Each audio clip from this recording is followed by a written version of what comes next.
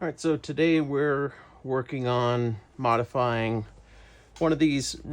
These are pretty popular. They're just car stereo 1/0 Y adapter fittings.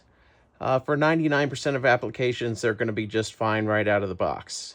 They've got the one screw that goes in from behind the plastic case. It holds the fitting in, but I'm running it in a really high vibration environment for a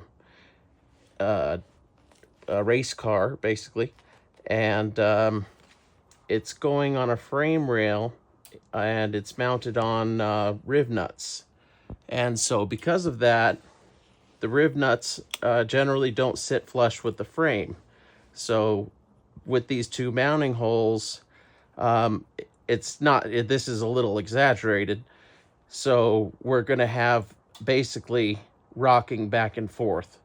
And so with this thin plastic rocking back and forth in a high vibration environment, that's not going to work.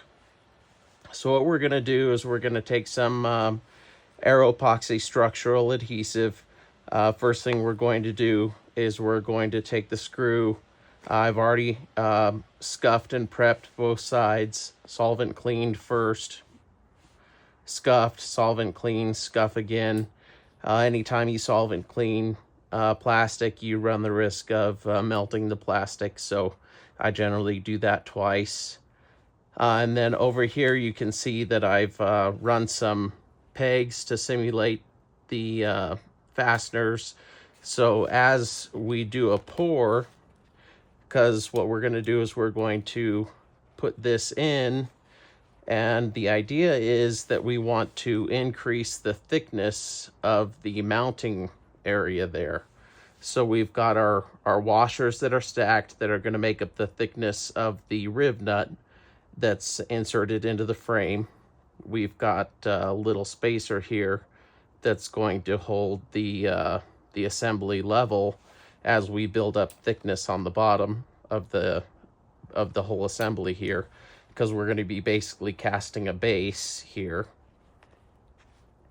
And then as that's curing, we're going to pour just over 1/4 of an inch of this structural adhesive, and I'm going to modify it with a little bit of chopped fiberglass.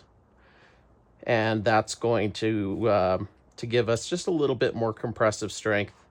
And because we've also scuffed the sides a little bit, this is going to turn into a piece that will withstand the type of abuse and vibrations that this part is going to be subjected to. So let's get into it.